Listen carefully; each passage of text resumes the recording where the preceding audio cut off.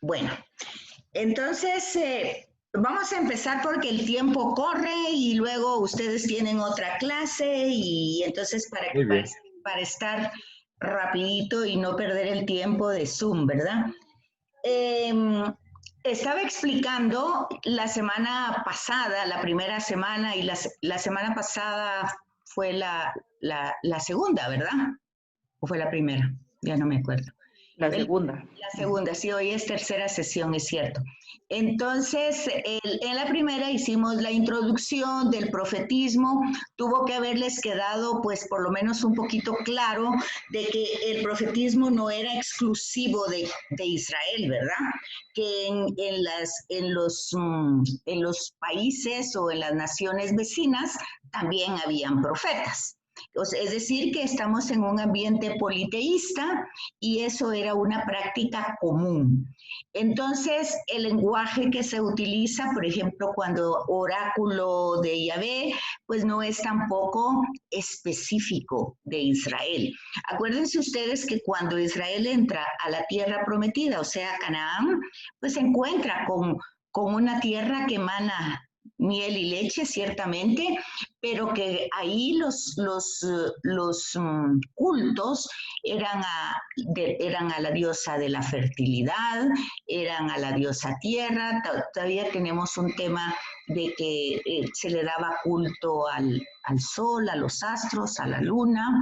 Eh, y el tema, por ejemplo, del árbol, que el árbol tenía para ellos un significado muy importante. No cualquier árbol, sino las características que tenía el árbol para dar vida, al ser frondoso, para dar sombra, para dar alimento, para cobijar humedad en esos lugares tan áridos. Entonces, ellos tenían la idea de un árbol invertido, o sea, como que lo que nosotros vemos, la bóveda, que dice la bóveda del cielo, pues es como la copa del árbol y las raíces insertas en el cosmos y el tronco que venía aquí, que sostenía esa copa, y luego ahí venía la lluvia, los frutos, y esa imagen del árbol es una imagen que se va a utilizar, lo van a usar los profetas, lo va a usar Jesús. Incluso, si ustedes se recuerdan, creo que hace, no sé, la semana pasada era la elección de Natanael, que Natanael era su nombre, pero Bartolomé, o sea, era hijo, Ptolomé, hijo de Ptolomé. Entonces, vemos que este es un doctor de la ley y Jesús le dice, antes de que Felipe te llamara, yo te vi debajo del trigo, ¿verdad? Del árbol que da trigos. Entonces, todo eso está lleno de simbolismos. A veces cuando nosotros leemos la escritura, solo la leemos superficialmente y no entramos a una serie de enseñanza que hay ahí. Ahí lo que significa es que el árbol significa la sabiduría, pues si la raíz está en el cosmos, en el cielo, y todo eso, la lluvia, es la sabiduría. Y entonces ahí está, este hombre, Natanael, y Jesús le da un gran piropo, ¿verdad? Es un israelita donde no hay dobleces. O sea, es un hombre recto, un hombre correcto que enseña sabiduría, ¿verdad? Que está enseñando la ley, que era lo que ellos tenían, la Torá. Y Felipe le dice, a ese no se lo dice en esa forma, porque así no está escrito en el texto, pero parafraseando le dice, a ese que tú estudias en la ley y los profetas, pues lo hemos encontrado. Y entonces es Jesús de Nazaret. Y él como conoce la ley dice, de Nazaret no puede salir nada bueno, no hay nada escrito de Nazaret, porque conoce, ¿verdad? Conoce la ley. Entonces, Felipe, el papel del discípulo misionero, ¿verdad? No es de ponerse a pelear ni nada, sino ven y verás. Lo lleva, se encuentra con Jesús y Jesús le da ese piropo y entonces se le pregunta, ¿y de dónde me conoces? Y entonces él dice, bueno, antes de que tú vinieras, te vi sentado dando, pues no dice dando clases, ¿verdad? Pero te vi sentado bajo la higuera. Entonces él saca todo el sentido profético y se da cuenta. Nosotros cuando vemos el texto solo vemos las palabras ahí y como conocemos muy poco del contexto histórico, entonces no podemos sacar toda la riqueza del texto. Pero entonces aquí es donde él descubre que realmente Jesús es el Mesías y realmente tú eres el Hijo de Dios. Solo porque te dije eso, dice Jesús, ¿verdad? Y dice, bueno, ya nosotros ya sabemos que no es solo porque dijo eso, sino porque él estudió la escritura, él la estudiaba, la rumiaba, la trataba de comprender, teniendo en cuenta la escritura, la Torá, como sabiduría. Va, ese tema del árbol ya luego lo vemos en Jesús. Jesús está crucificado en el árbol de la vida. Recuerden ustedes que el que estaba condenado a muerte solo llevaba el tronco horizontal y luego lo clavaban en un tronco de un árbol. Entonces, ¿dónde está la sabiduría? La sabiduría entonces es la cruz. Ahí está la sabiduría de Dios. Y Pablo lo va a decir más adelante cuando dice, nosotros predicamos a Jesús muerto y resucitado. Locura, locura para los judíos y escándalo, o escándalo para judíos y locura para los griegos. ¿Por qué? Porque ellos eran los sabios, los griegos, ¿verdad? Entonces era una locura y para los judíos que Yahvé se encarnara era una locura. Entonces sí, y era un escándalo. Entonces vemos toda esa diversidad, vemos todo ese trayecto solo con un símbolo. Estoy hablando del árbol. Entonces, pero así son muchísimos, muchísimos símbolos que hay y nos podemos ir hasta atrás también. Y vemos en Génesis 1, ahí está, o en Génesis 2, mejor dicho, del 4b al 3:24, el árbol de la vida y el árbol del bien y el mal, dos árboles. Entonces, todo esto está entretejido por narraciones, por historia, por géneros literarios, por formas literarias. Pero nosotros tenemos que entender que dentro de esa forma literaria hay todo un hilo, hay todo un mensaje que va corriendo desde el principio. Y si vemos en Apocalipsis también vamos a encontrar toda la novedad de la vida, del Cordero. En fin, todos los símbolos están totalmente coordinados y coherentes en el mensaje bíblico. Entonces, vamos a encontrar que los profetas y que Jesús no se sacan nada de la manga. Casi lo que dice es todo lo que está escrito en los profetas. De hecho, en Lucas, él dice eso a los caminantes de Maús. Tardos de comprensión. ¿Acaso la ley, o sea, la Torá y los profetas no hablan todos de mí? Entonces, ahí vemos cómo Jesús conoce toda esa formación judía, porque es judío, pero cómo luego él se lo aplica. Que ese tenemos el primer escenario y el segundo, pero ahora ese escenario tiene que ir a nosotros y somos nosotros que tenemos que aplicarnos entonces esta palabra de Dios, ¿verdad? Hoy en la misa, como decía, Jesús empieza su misión en el Evangelio de Lucas en Nazaret. Y la gente se queda admirada de Jesús cuando abre el rollo, desenrolla el rollo y lee a Isaías. Fíjense cómo empieza el ministerio de Jesús. La gente se admira cuando Jesús dice, bueno, esto que está anunciado se cumple hoy. O sea, ¿cuál es su misión? Jesús tiene una misión concreta, los profetas tenían una misión concreta, nosotros tenemos una misión concreta. Entonces la misión ahí está, la voluntad de Dios ahí está. Solo es cosa que nosotros entendamos esa línea y no nos perdemos. Entonces, ese es el objetivo del curso, que ustedes lo ubiquen históricamente. Bueno, yo traté de hacerlo en líneas muy generales, en la introducción y hace 8 días, pero hoy ya vamos a entrar en esos puntualizados ya en esos tres escenarios, ¿verdad? Entonces necesito que tengan ahí su Biblia. Empezamos con Amós, que tengan ahí su Biblia y que tengan sus copias en la página 78.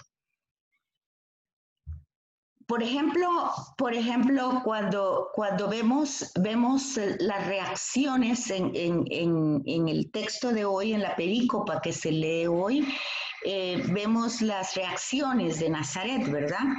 Porque Jesús pone de ejemplo a dos personajes paganos que tuvieron un gran beneficio de parte de los profetas.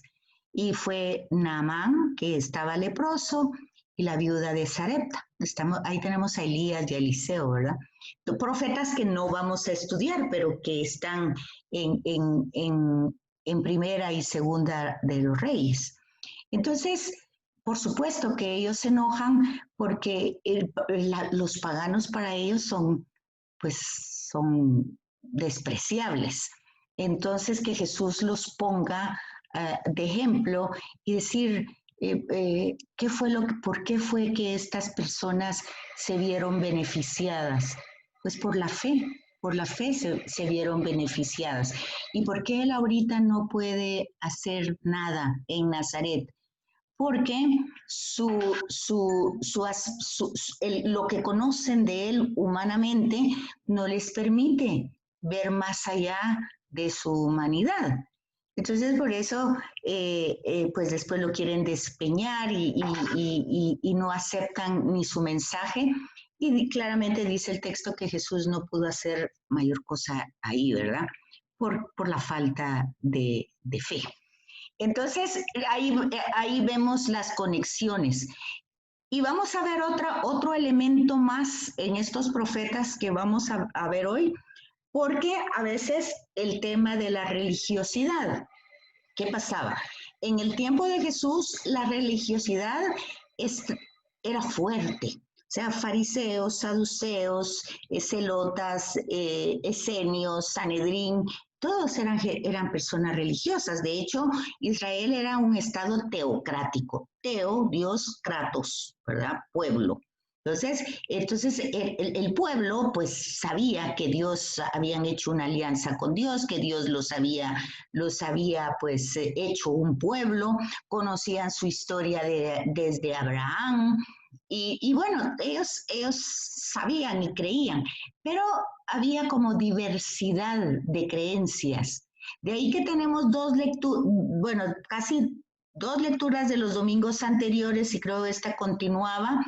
¿Quién dice la gente que soy yo? O sea, las opiniones en el Evangelio de Mateo. ¿Qué dice la gente? ¿Quién soy yo? Y luego, ¿quién soy yo para ustedes? Ahí está el escenario de los profetas que lo anunciaron, el escenario de Jesús que pregunta y la pregunta que nos llega hasta nosotros, ¿verdad? ¿Quién es para nosotros? Entonces, cuando nosotros tenemos el tema de la religiosidad o de la piedad,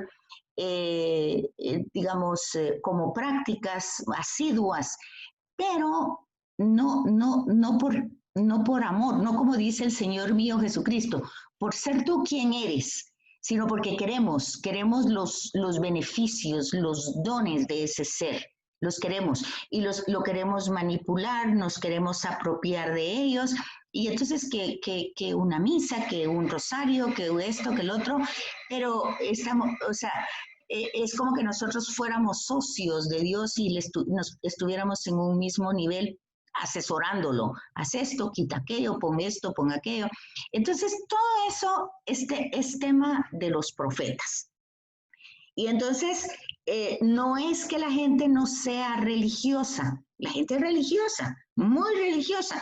En el tiempo de los profetas y también los pueblos cercanos eran religiosos, muy religiosos, pues, para que cuando Pablo llega a Grecia y dice tantos dioses, pero aquí está el Dios desconocido. O sea, pero ¿cuál era la idea? Bueno, tenemos para controlar a todos los dioses, pero si se nos perdió alguno que no sabemos que esté, pues a este le hacemos también su culto. pero por el tema del castigo, de no tener los dones o los beneficios, y más que tener el don o el beneficio, tener pues la reprobación de esos seres, ¿verdad? Entonces, todo eso, más el tema central de la alianza. ¿Qué significa el tema central de la alianza? Ya habíamos ubicado en las dos clases anteriores de que el pueblo surge porque es voluntad de Dios. Dios escoge, elige, sin mérito, ni Abraham, ni Isaac, ni Jacob, ni Moisés, ni Josué, ni los jueces, ni los profetas, nadie tiene mérito. Dios elige libremente. Y ellos saben eso, se saben elegidos, y se saben elegidos sin mérito, pero se saben elegidos para una misión. Ellos saben que tienen una misión. Entonces ahí es el tema. Pero ¿cuál es la misión en sí concreta? Bueno, pues el Shema. El Shema Israel es, recuérdate Israel, no te olvides, ten memoria histórica. Tus orígenes, no eras nada. Tú no eras nada, no eras ni un pueblo, no eras nada. Entonces, pero de repente empezó la elección de Abraham y ahí empieza. Después con el tiempo salen los 12 hijos por Jacob, luego se van a Egipto a buscar comida y luego entonces ahí quedan ellos como esclavos pasados muchos siglos, porque no fueron 2 días. Y una frase importante, hoy totalmente actual en las circunstancias de la pandemia. Escuché el clamor del pueblo, escuché el clamor del pueblo. Eso dice muchísimo. Dios ha hecho una alianza con ese pueblo, es Él, es Dios, no porque nos necesite, no porque ¿qué dijera yo? Dios va a dejar de ser Dios si nosotros no lo reconocemos, o si no lo adoramos, o si no lo alabamos, o si no le da. Ese Dios sigue siendo Dios, Dios es Dios. El tema aquí de los profetas es el pueblo. El pueblo, si se le olvida que ya tiene y de hecho se le olvidó, que ya había hecho una alianza con Dios y empieza a hacer alianzas con las naciones cercanas. ¿Por qué? Pues para tener seguridad, para tener prosperidad, se va anexando a los imperios. Y ahí es donde el profeta, ese es el contexto histórico de todos los profetas. Entonces, tiene que recordarles quiénes son y con quién han hecho la alianza. Recuérdense de dónde salieron, recuérdense quiénes son. Entonces, los profetas se saben elegidos, se saben llamados, saben que no tiene mérito, eso está totalmente en cada libro de cada profeta, que ellos más bien ponen una serie de obstáculos, es decir, no puedo ser profeta. Veíamos a Jeremías el domingo, ¿verdad? Me seduciste, pero ¿por qué me seduciste? Porque es solo problemas. Cada vez que hablo de ti, yo ya no quiero hablar de ti. Tengo que decirle al pueblo cosas que al pueblo no le gusta y entonces todos se vienen contra mí. Pero es más fuerte lo que tú me dices que tengo que decirlo y entonces tu palabra me quema por dentro si yo no lo hago. Pablo va a decir lo mismo, ay de mí si nací para, o sea, fui elegido para llevar el mensaje de la buena noticia y ay de mí si no lo hago. Entonces, hay cosas que están sumamente claras en el texto, sumamente claras. Entonces, el monarca simplemente es un administrador, no es dueño de nada. El profeta lo elige desde el momento de la elección, es Dios. Tenemos el ejemplo, lo dijimos hace 8 días, va a buscar a David, bueno, va a buscar al rey para sustituir a Samuel, y entonces Samuel se impacta con la estatura, con el físico de algunos hijos de Jesé, y Dios dice, no son ellos, y ya pasaron todos, entonces tiene que preguntar. Tienen que preguntar y decir, ¿ya no tienes otro hijo? Sí, hay un muchachito que está cuidando el ganado. Ok, llámalo, porque no vamos a comer si él no viene. Y cuando viene dice, a él es el que elegí. Está claro. En el texto está claro que es Dios quien elige y elige sin mérito.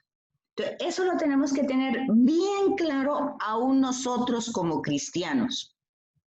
Jesús lo dice, no son ustedes los que me buscaron, soy yo quien los elegí. Incluso en estas reuniones que compartimos, sí puede ser que nosotros pongamos nuestro esfuerzo, un poco de dinero, todo lo que ustedes quieran, pero el movimiento y la generosidad de parte de cada quien que responde a ese movimiento es de Dios. Entonces, esa inquietud Él la pone en el corazón y ahí está la respuesta de cada quien. Entonces, esas cosas están muy claras en los textos. Ellos se sienten incapacitados, dígase Abraham, dígase Moisés, dígase Josué, dígase los jueces que se habían vuelto corruptos, el último es Samuel, los reyes que hacen lo que quieren, igual que las otras naciones, y entonces ahí está el profeta. Bueno, habiendo dicho eso, que es una especie de resumen de lo que ya habíamos dicho en las dos clases anteriores, vamos a la página 78, donde yo me voy a ubicar en cada profeta, me voy a ubicar solo en el libro de Amós, el libro de Oseas o de Miqueas, con el Nuevo Testamento. Y voy a ir explicando eso. Y ustedes tienen todo el otro material para que lo lean y lo complementen. Bueno, entonces son los tres escenarios. El escenario del profeta, el escenario de Jesús y el nuestro. Ok, entonces dice en la página 78, el libro de Amós es citado explícitamente pocas veces en el Nuevo Testamento. Además del texto de los Hechos antes mencionados, se reconoce otra cita clara de Amós en el discurso de Esteban. No nos da tiempo leer Esteban y leer Amós. Entonces solo vamos a leer Amós, solo vamos a estar en Amós y a ver si ustedes se van acordando de lo que dice el Nuevo Testamento. Pero ahí están las citas que ustedes las pueden marcar. Entonces ahí toca Amós 5, 25, 27, del 25 al 27. Vayan buscando las citas y me las leen, por favor. Y entonces aquí habla también eso. Dice, entonces Dios se apartó de ellos y los abandonó a dar culto al ejército del cielo, como está escrito en el libro de los profetas. ¿Acaso me ofreciste víctimas y sacrificios en el desierto durante 40 años, casa de Israel? Vean, ahí entra el Shema, recuérdate. ¿Qué hiciste en el desierto? Tenías que darme algo para que yo te diera agua, alimento, cobija. ¿Tuviste que hacer algo? Vean la pregunta. ¿Acaso me ofreciste víctimas y sacrificios en el desierto durante 40 años, casa de Israel? O sea, ahí está el Shema. Acuérdate, sobreviviste gracias a mí. Entonces, eso está diciendo Dios, ¿verdad? Entonces, transportasteis el tabernáculo de Moloch y la estrella de vuestro dios Refán, las imágenes que forjasteis para adorarlas. O sea, ¿qué hicieron? Ellos hicieron ídolos. Cuando entraron a la tierra se les olvidó todo lo que Dios había hecho por ellos, todo lo que ella ve. Y entonces, ¿qué fue lo que pasó? Quiero que pongan mucha atención en esto. Las palabras castigo, prueba y permitir son palabras del contexto monárquico. Acuérdense que en el tiempo de Jesús también Roma es un imperio y el César no solo es monarca, es el emperador, es el hijo de Dios, o sea, es un rey. Entonces, y ciertamente en los gobiernos de la tierra, el rey castiga. El rey pone a prueba. El rey, pues permite. Lo tenemos claro cuando Pilato suelta a Barrabás, le permite la libertad, ¿verdad? Entonces, también hay pruebas, a ver si es fiel este súbdito, que es el tema que hay ahí con Pilatos, Herodes, qué tanto era la fidelidad del Sanedrín. Entonces, ahí está todo el tema, o estos se van a sublevar, o qué tal es Pilatos fiel al César. O sea, si tú no crucificas al Nazareno, no eres entonces fiel al César. Ahí está la prueba, él tiene que hacerlo. Entonces, veamos que esas palabras están en un contexto monárquico. Y cuando el Evangelio vino a América, también existía ese contexto monárquico. Porque acuérdense ustedes que Europa, o sea, América no existía, y Europa estaban todos los monarcas. Claro que estaban peleando porque querían sus territorios y esta vez de Francia. Acuérdense nosotros, la reina Isabel la Católica. Entonces, ahí están los reyes. La terminología, el permitir a quién le pertenece esta tierra, a quién, todo eso es una terminología monárquica. ¿Por qué se los estoy diciendo? Porque con mucha facilidad seguimos utilizando esas palabras y no las sabemos explicar. Con Jesús nos vamos a dar cuenta que Dios ni prueba, Santiago lo va a decir, Dios no tiene necesidad de probar a nadie para leer la carta de Santiago.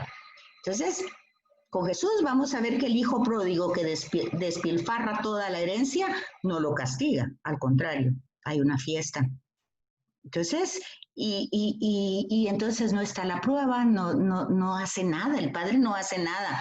Jesús mismo, cuando Judas lo va a entregar, no hace nada para que él deje de hacerlo.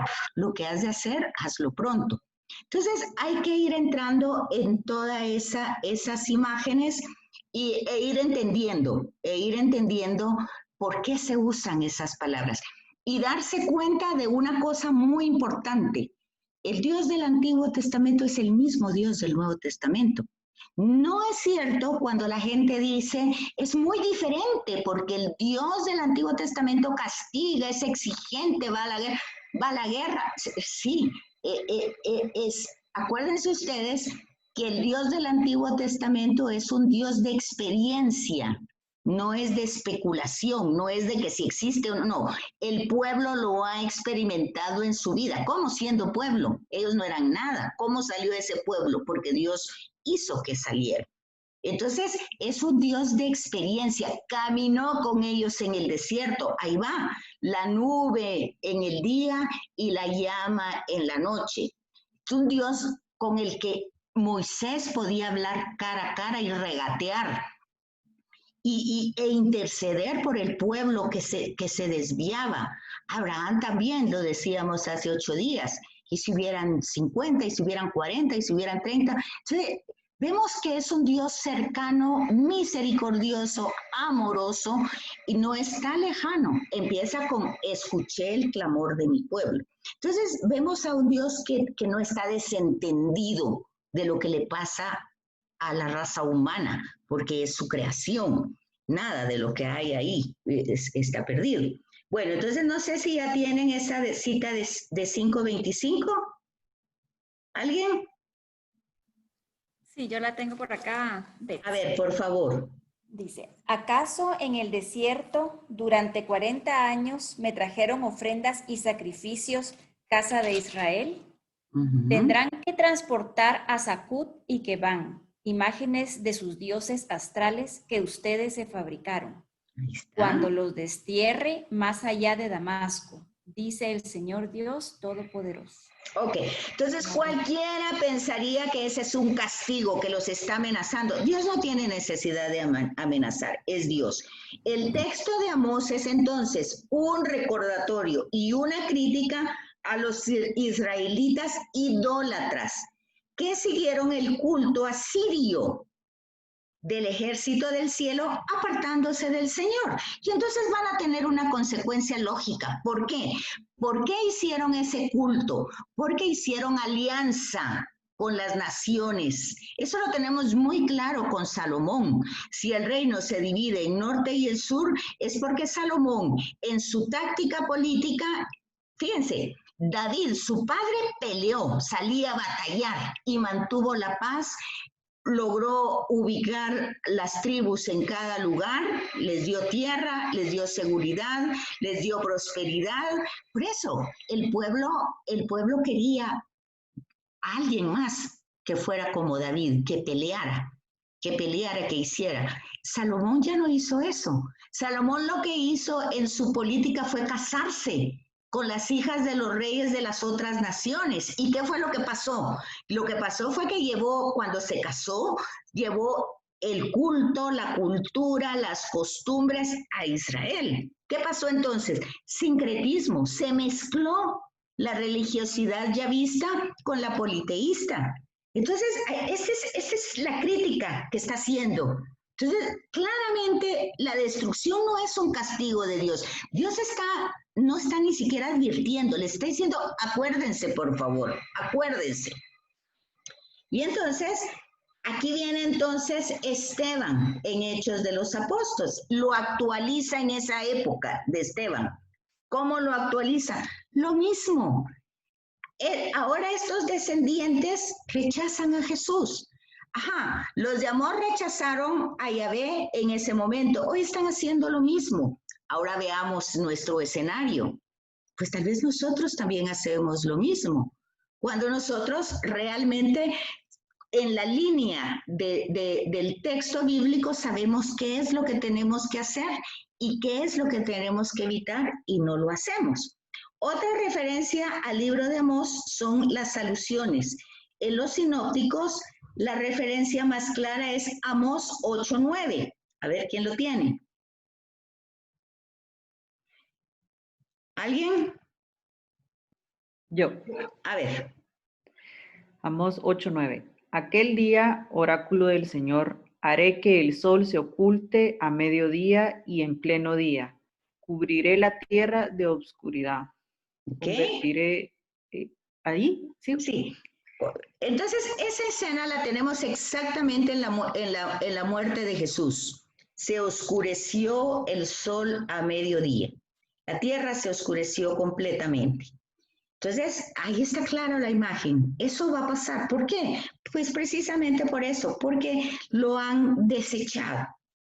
Por otra parte, la parábola del rico Epulón, ¿verdad? ¿Se recuerdan ustedes? Aquel ricazo que comía banquetes y banquetes. De hecho, no sé ya, su nombre no es Epulón, sino que le ponen ese nombre porque Epulón quiere decir comelón. Entonces era un hombre que comía y ni siquiera se dio cuenta de que el pobre Lázaro estaba ahí. Entonces vean, Amós 6 del 4 al 6.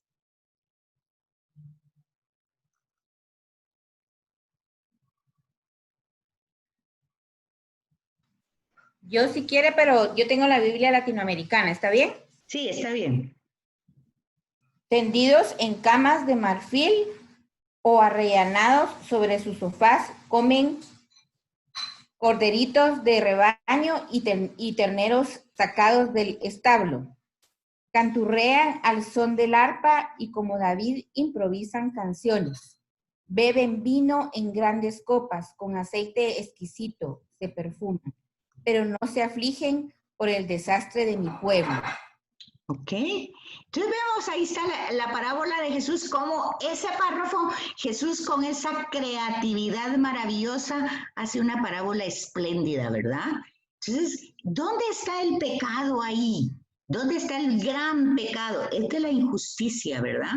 Porque la injusticia, primero, el tema de la justicia tiene que ver en entender que si yo creo en Dios, es porque Él es el Señor, no solo de mi vida, sino de la historia, de la humanidad. Que la humanidad crea o no crea no es problema, ni para Dios ni para mí. O sea, yo entiendo que si Él existe, es el Señor de la historia, de la humanidad, de mi vida. Okay. Ese es el primer tema de justicia. Por lo tanto, lo que pasa, el Señor sabe porque Él es el Señor.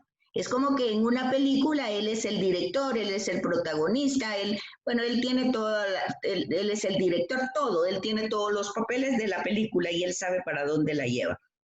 Entonces, aquí dice que en el cuarto evangelio no encontramos ninguna cita, o sea, en el evangelio de Juan, pero en Pablo existen ecos de Amós. Aquí, como les digo, ya no vamos a ver a la carta a los romanos ni Gálatas, pero vamos a ver Amós 5:15 y Amós 5:10 y Amós 5:13. ¿Tienen? Sí. Es el capítulo 5, versículo 15.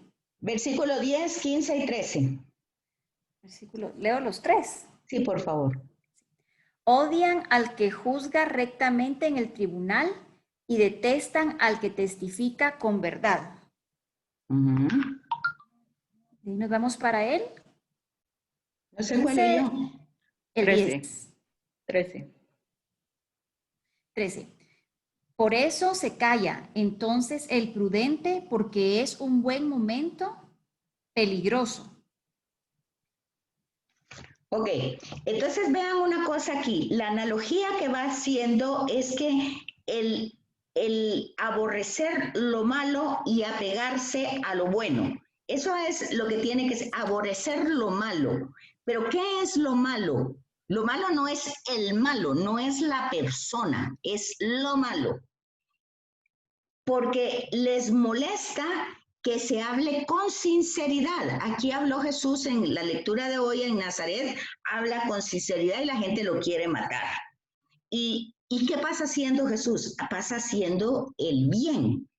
Entonces, pasan los días y recuerdan las personas